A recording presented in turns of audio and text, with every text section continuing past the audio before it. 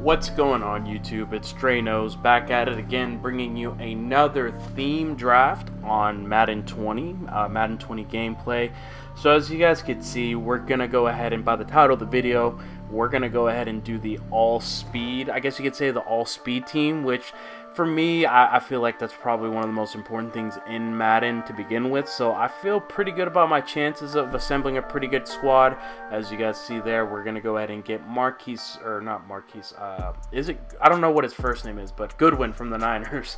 Anyways, nonetheless, going to go ahead and keep just, per usual, just show you guys my draft as we're going to go ahead and get Leighton Vander Esch from the Cowboys, solid linebacker to say the least. Then next round coming up, we've got a wide receiver, tight end, and a cornerback. We're going to go ahead and pick Kenny Golladay. Feeling really good about that one. And so, throughout this draft, I was definitely expecting a lot of cornerbacks, a lot of receivers, maybe a couple tight ends and some running backs, but for the most part, no linemen, unless of course you see like a all linemen running, which in that case, I basically just picked the best available. To be honest, I'm not going to put myself at a disadvantage and make up some silly rule and pick the least or the lowest overall. But anyways, nonetheless, enough of me rambling. So we're gonna go ahead, continue with the draft. We're gonna go ahead and get Von Bell, a player who I want to say I've used in previous drafts. Next round, we've got Brandon Graham, Adam Timmerman, and Bradbury, of course, another cornerback. But especially for me, one of the type of defense that I like running out of 1-4-6. Definitely doesn't hurt to have too many corners, especially ones that are really fast and can blitz off the edge. So in this round, like I said, lineman round, just going to go ahead and take Bruce Matthews, legend. Next round, we've got coming up, we've got a quarterback round. We've got Josh Allen and Dak Prescott. So we do have a tie as far as speed. So I'll just leave it up to me as for the choice, and we're going to go ahead and go with Dak Prescott, which is surprising because I swear in Madden 20 I've definitely got a bone to pick with Dak Prescott because he kind of failed me. He kind of laid down for me a couple times throughout tournaments and stuff like that. So anyways, nonetheless, again, me rambling. Next round, we've got Harrison Smith and Jerry Hughes. I was really tempted to go with Hughes, but every time I've gotten Harrison Smith, for whatever reason, the dude just balls out for me.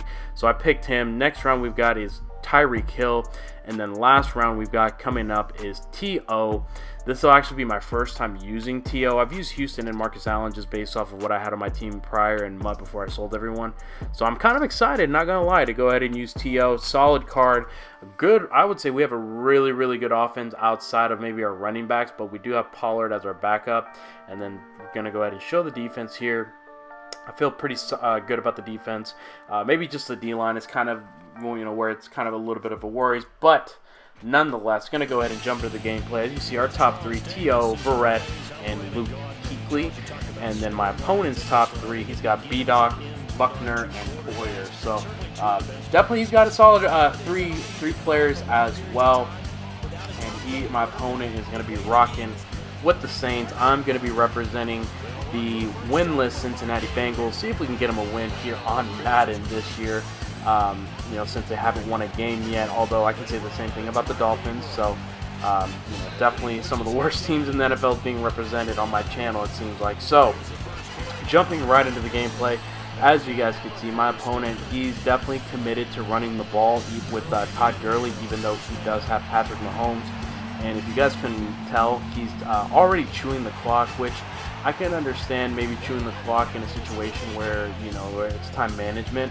But not at the beginning of the game, man. Like, that's just kind of just some scumbag stuff, in my opinion. But I mean, if I don't want him to run the ball, then I better play some defense, to say the least. As you guys can see, the clock is ticking already. He's gonna go ahead, throw a quick pass, and then he's eventually gonna go to QB sneak and leave me with only 50 seconds remaining in the first quarter.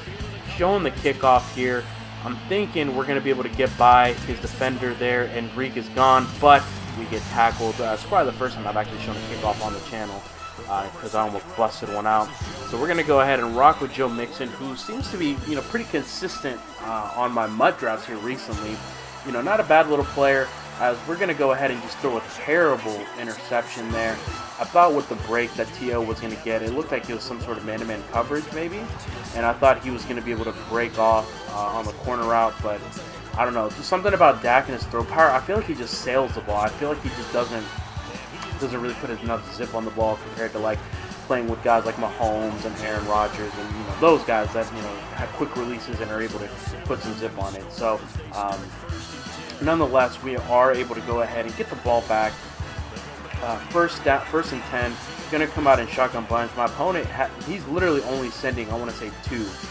So we're rolling out to the left, and then eventually somehow we see Ted Ginn pop wide open, and I say F it, I just throw it. So nice little completion there. 7 yards, but it definitely felt like a lot longer of a completion. Going to go ahead, hit looks like it's our tight end Njoku on a nice little flat route of some sort. So first fresh set of downs. Feeling okay, even though I definitely made a bad read and throwing that pick earlier, but gonna go ahead and come in and single back wing flex, my favorite formation, and we're able to go ahead and hit our boy Ted Ginn Jr. for the touchdown, and that's gonna go ahead and tie up the game at 7-7. We kick it off to DJ Moore, and unfortunately for my opponent, he's gonna go ahead and crib this all the way. Going to go ahead and take it all the way for a touchdown with DJ Moore. And just when we thought we had a little bit of momentum, our opponent takes it right back with that kickoff return. So it definitely hurts, whenever special teams fails you.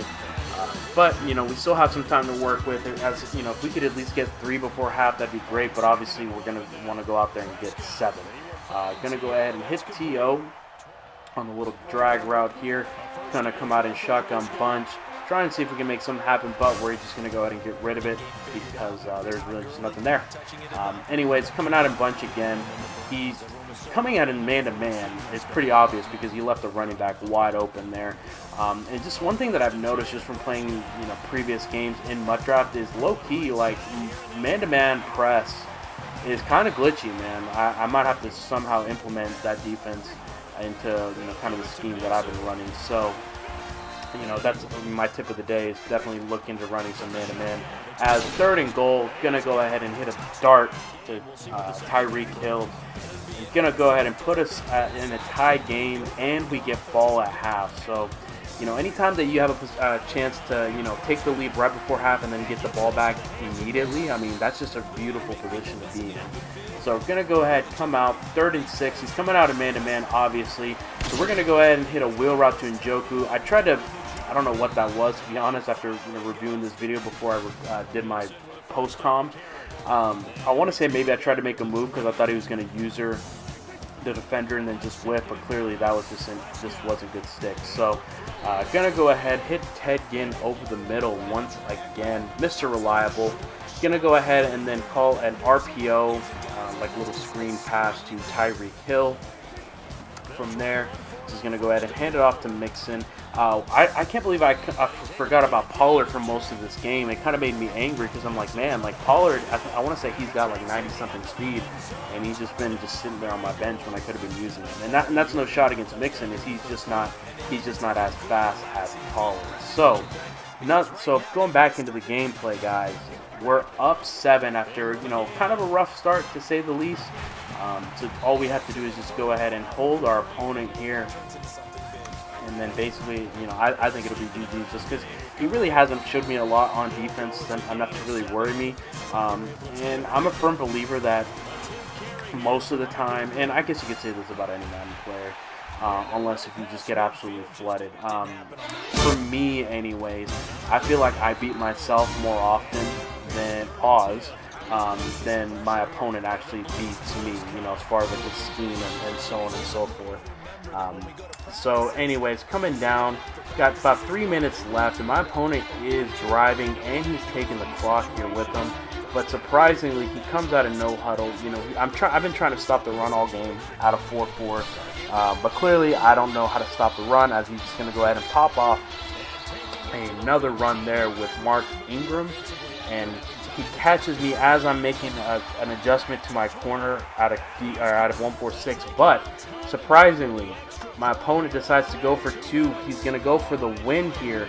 2-point conversion under 2 minutes. That's really risky considering he has timeouts.